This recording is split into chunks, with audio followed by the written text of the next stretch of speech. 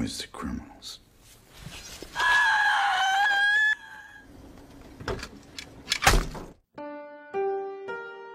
Halo, apa kabar semua? Selamat datang di channel Om Burhan. Om harap yang nonton di channel ini masih pada sehat dan waras ya. Petuah orang bijak pernah berkata, capailah cita-citamu setinggi langit, tapi jika kau gagal, masih bisa terjatuh di antara para bintang. Di mana arti dari petuah ini kerap kita dengar untuk memberi motivasi agar belajar dengan giat dalam meraih mimpi.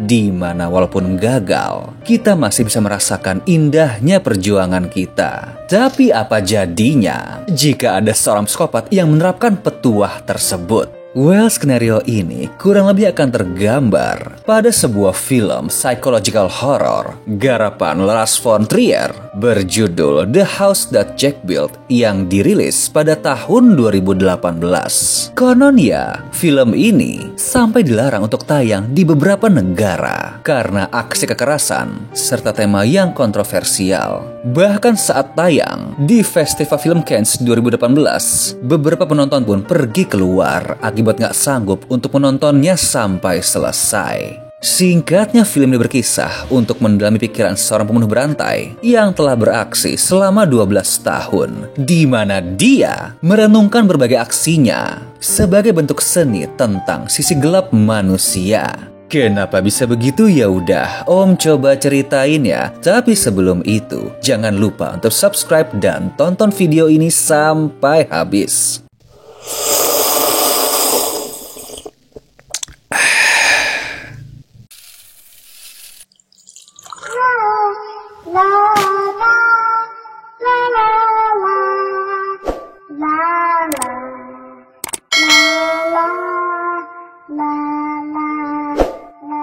Time story. Are you sitting comfortably? Then I'll begin. Film dimulai dengan narasi seorang pria yang menceritakan insiden pertama dari 5 insiden yang dia pilih secara acak kepada pria lain bernama Verge. Kala itu terdapat seorang pengemudi van bernama Jack yang menjumpai wanita di pinggir jalan. Ia meminta pertolongan karena dongkrak mobilnya rusak, jadi nggak bisa memperbaiki ban mobilnya yang kempes. Jack pun nampak tidak mau membantu, sehingga sang wanita meminta tolong untuk diantar ke bengkel terdekat. Selama di jalan, mereka hanya diam, membuat suasana menjadi canggung.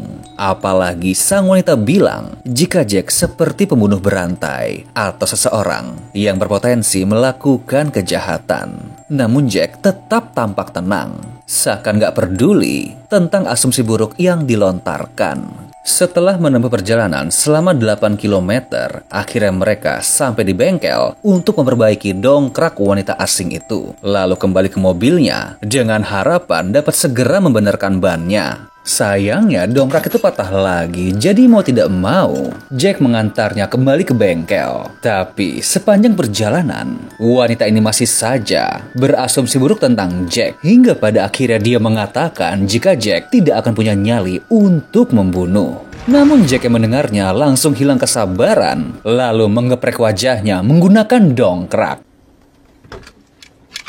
Tapi setelah itu, dia kembali mengobrol dengan Verge yang sosoknya masih belum kita ketahui dan membahas hasil pembunuhan ini sebagai sebuah karya seni. Lalu setelahnya berbicara tentang arsitektur bangunan tinggi seperti gereja katedral, di mana baginya memiliki keindahan tersembunyi, bahkan walaupun hanya menggunakan sedikit bahan baku. Hal ini juga sama seperti pembunuhan yang dilakukan oleh Jack yang dianggap mempunyai nilai seni walau hanya menggunakan dongkrak.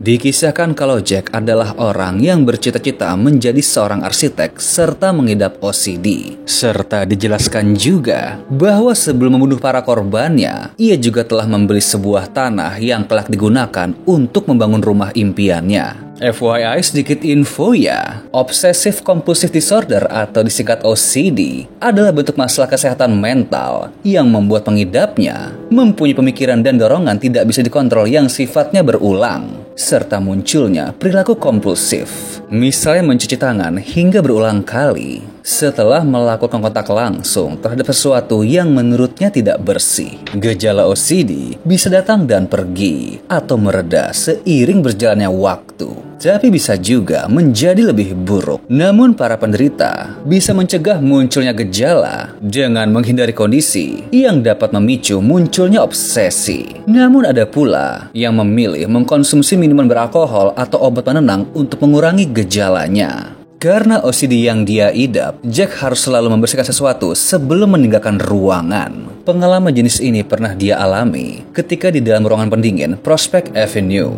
Di sana Jack membawa tubuh wanita yang telah ia bunuh sebelumnya dan menaruh di dalam freezer berisi pizza dingin. Kemudian untuk mencegah orang masuk, Jack pun mengelas pintu ruangan pendingin tersebut. Lalu mobil sang korban juga disembunyikan di dalam hutan perbatasan negara dan gak bisa dilalui oleh polisi karena berada di luar wilayah operasionalnya, sehingga aksi gelapnya tidak terendus oleh pihak berwenang. Lalu kini kita beranjak pada insiden kedua. Terlihat Jack sedang mengamati seorang wanita bernama Claire yang baru saja pulang ke rumah. Kemudian Jack mencoba bertamu dengan memperkenalkan diri sebagai seorang polisi. Tapi Claire merasa curiga, apalagi saat Jack diminta untuk memperlihatkan lencana polisinya. Tanpa kehabisan akal, Jack mengganti cerita dengan bilang kalau dia adalah agen asuransi yang berniat menaikkan tunjangan pensiun milik Claire. Dan sebelumnya diminta untuk melakukan survei dengan berpura-pura menjadi polisi oleh kantornya karena ingin mengadakan sebuah analisa. Cara ini pun berhasil. Lalu Claire mempersilahkan masuk dan tanpa basa-basi, Jack langsung mencekik dari belakang hingga pingsan. Lalu menusuk dadanya agar segera bertemu dengan sang pencipta.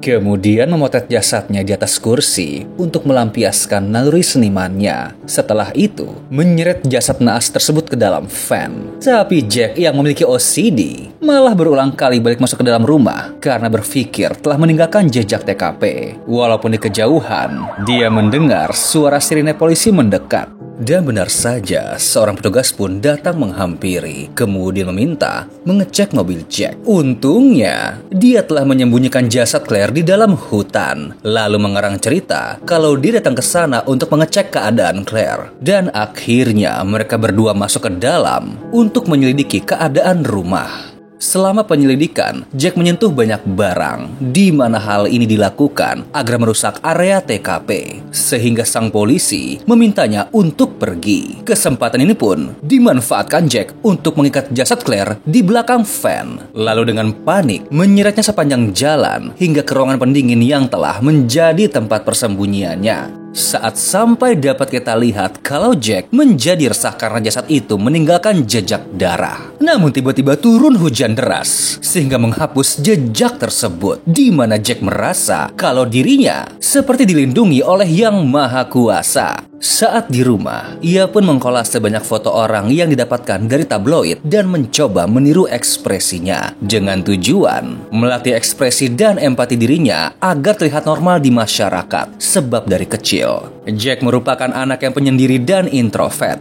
Sedari kecil, Jack suka menonton orang yang bekerja secara teratur, di mana hal ini mungkin berkaitan dengan OCD-nya. Walau begitu, ternyata jiwa sadisnya telah terbentuk sejak dini, bahkan tega menangkap seekor anak bebek dan memotong kakinya. Waktu berganti dengan Jack yang semakin lihai membunuh, di mana korbannya kali ini adalah seorang wanita. Aksi ini pun membuat OCD-nya semakin berkurang, bahkan dengan nekat berani mengambil risiko untuk melakukan hal yang lebih gila. Tak lupa saat selesai membunuh, Jack kerap memotret korbannya untuk dijadikan objek seni. Namun kali ini, dia merasa nggak puas dan ingin memotret ulang. Kemudian kembali ke ruang pendingin dan membawa wanita itu kembali ke rumahnya. Tapi di perjalanan, ia bertemu seorang wanita yang berjalan sendirian dan menabraknya hingga tewas. Dikarenakan Jack menganggap kalau dirinya adalah seorang predator yang secara naluri ingin membunuh wanita tersebut karena telah dianggap sebagai mangsanya. Kini ia memiliki satu jasad dingin dan satu jasad hangat sangat segar, di mana kedua wanita malang itu dijadikan objek fotografi. Apalagi korban barunya menambah estetika dalam hasil foto, lalu mengirim hasilnya kepada sebuah koran lokal karena dirasa cocok sebagai penambah ketegangan ilustrasi di dalam sebuah cerita. Sisi narsis Jack sebagai seorang psikopat pun semakin kuat, bahkan menyebut dirinya sebagai Tuan Cemerlang. Setelah itu kita masuk pada insiden ketiga. Kali ini berkaitan dengan keluarga kecilnya, di mana Jack telah memiliki dua anak bersama sang pacar, yakni Grump dan George. Lalu membawa mereka ke sebuah lapangan menembak untuk mengajarkan anak-anaknya tentang senjata, yaitu senapan berburu dan shotgun. Kemudian Jack mengajarkan cara membidik dan menembak target dari ketinggian, serta pengetahuan dasar dalam berburu, seperti mengincar area vital, serta membawa anjing memburu untuk melumpuhkan targetnya. Tapi keharmonisan keluarga ini pudar saat Jack mengintai kedua anaknya. Apalagi hal ini pun dia anggap bagaikan berburu rusa, yakni mengincar target yang terkecil lebih dulu, lalu diikuti anak yang lebih besar, kemudian diakhiri dengan membunuh induknya, di mana bertujuan agar mangsanya dapat dihabisi satu persatu. Sebab jika Jack langsung membunuh sang induk, besar kemungkinan kalau target yang lain akan segera lari. Setelah beberapa saat mengintai, Jack berhasil menembak kaki anaknya yang paling kecil. Sontak sang ibu histeris saat tahu kalau anaknya telah tak bernyawa. Namun Jack tampak tidak peduli. Kemudian lanjut menghabisi anaknya yang lain.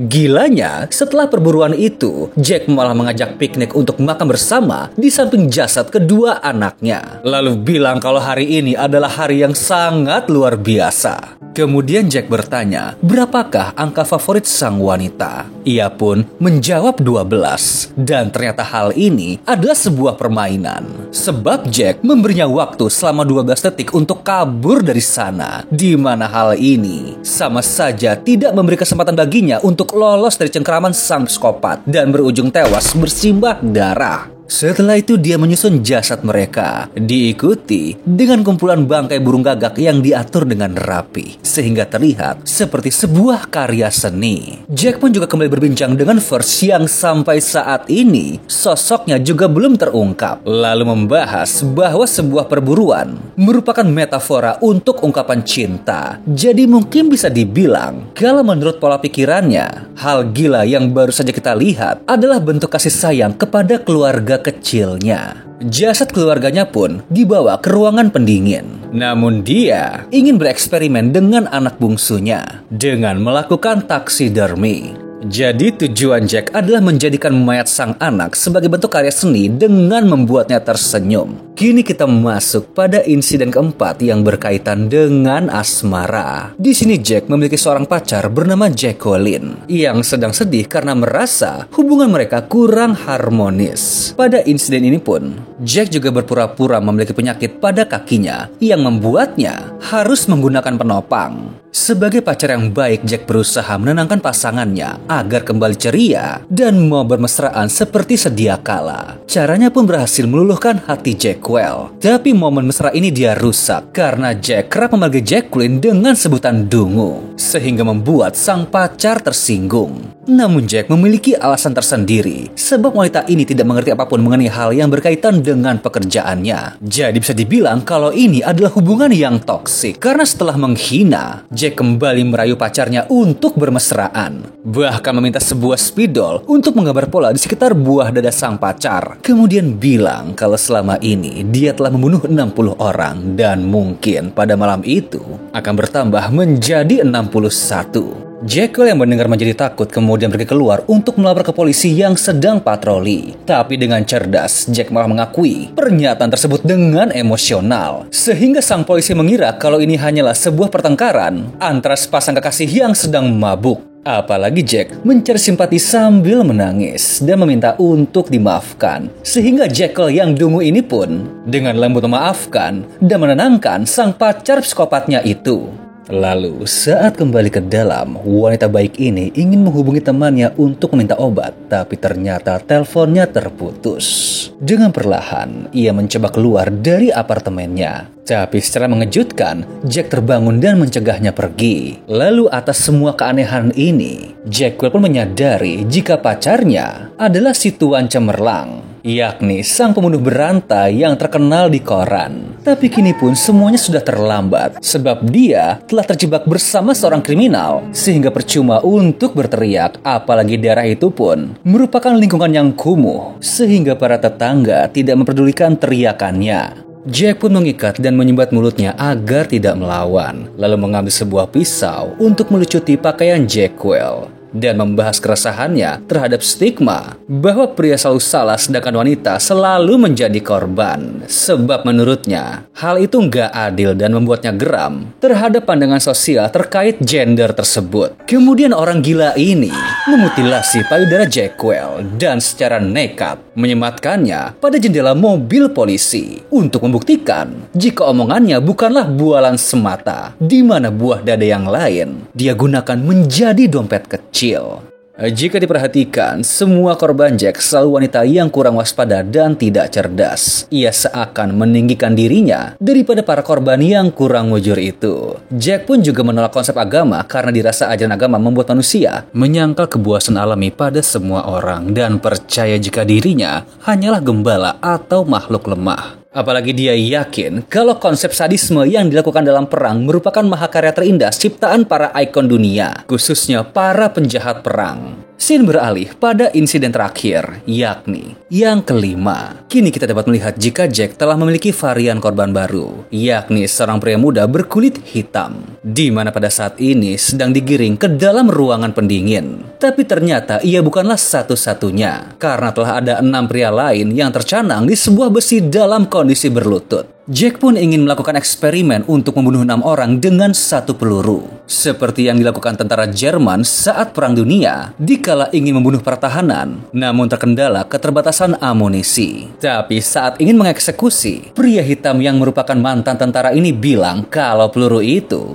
bukanlah peluru full metal jacket, sehingga pergi untuk menukar peluru yang baru saja ia beli tersebut. Tapi sialnya, sang penjual bilang kalau peluru ini nggak bisa ditukar karena ada hukum yang mengatur tentang transaksi penjualan peluru yang mematikan seperti jenis full metal jacket. Sehingga Jack meninggalkan toko dengan marah lalu menuju rumah kawannya yang bernama SP. Setiba di sana, SP bilang jika dia dan sang penjaga toko telah diinterogasi polisi karena ingin menangkap Jack atas dasar perampokan. SP pun menelpon polisi karena kini ia telah menangkap buron yang dicari selama ini. Terlihat kalau Jack sedang membawa belati, dan ketika SP memberinya bir, dengan cepat ia menikam leher kawannya itu hingga tewas. Lalu sebelum polisi tiba, Jack mengambil 1 butir peluru yang ia ingin gunakan dalam eksperimennya. Tak lama seorang petugas datang dan dihabisi pula oleh Jack, lalu merampas mobilnya dan kembali ke ruang pendingin. Kemudian memasukkan peluru ke dalam senapan, lalu membidiknya. Tapi dia mengalami kesulitan karena jaraknya terlalu dekat, sehingga Jack membobol pintu belakang untuk memberinya lebih banyak ruang dalam melakukan eksperimen ini. Tapi tanpa dia sadari, ternyata para polisi sudah tiba di sana karena mendengar suara sirene mobil yang belum dia matikan. Lalu ketika Jack telah siap menembak, dia dikejutkan dengan suara pria tua di dalam ruangan itu.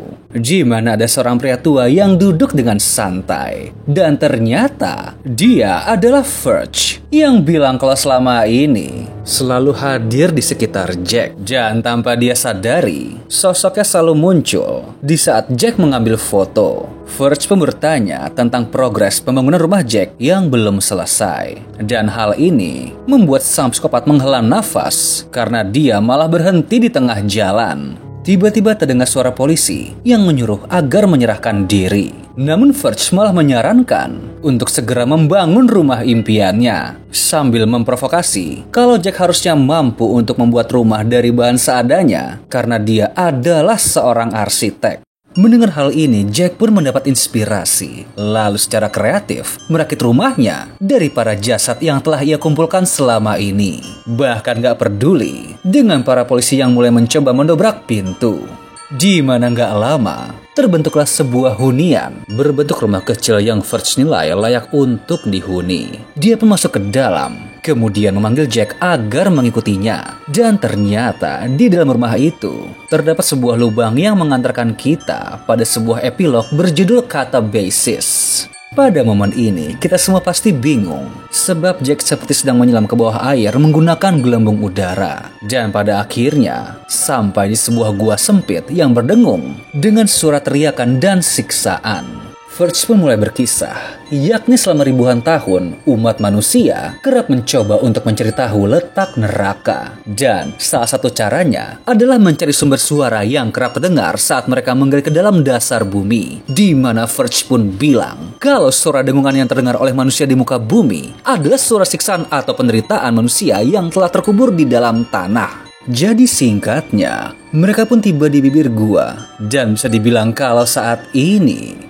Jack sedang berada di perbatasan antara dunia manusia dan alam barzah. Dan mungkin saja identitas asli Verge adalah sosok yang bertugas di area tersebut. Sebab jika kita telusuri, nama Verge sendiri dapat diartikan sebagai perbatasan atau batas. Setelah itu tibalah kedua pria ini ke dalam ruangan dengan sebuah jendela, di mana di sana terdapat sebuah lapangan bernama Elysian. Verge bilang kalau mereka nggak bisa ke sana, namun tetap dapat melihat apa yang terjadi di lapangan itu, yakni sebuah padang rumput luas, di mana para petani terlihat sedang memotong rumput dengan menggunakan sabit. Tapi anehnya, pemandangan ini membuat Jack berurai air mata, sebab dia kembali teringat akan memori masa lalunya. FYI sedikit info ya, padang Elysian atau sering disebut sebagai Elysium adalah konsep dalam mitologi Yunani yang merujuk pada tempat surga atau kebahagiaan setelah mati. Kata Elysian sendiri berasal dari bahasa Yunani, yakni Elysion atau Elysium, yang berarti tempat kebahagiaan atau surga. Dalam keyakinan Yunani kuno, padang Elysian adalah tempat di dunia bawah yang diperuntukkan bagi jiwa-jiwa yang telah memiliki hubungan baik dengan para dewa, di mana tempat ini dianggap sebagai tempat akhir yang menyenangkan dan penuh kebahagiaan bagi mereka yang dianggap berhak.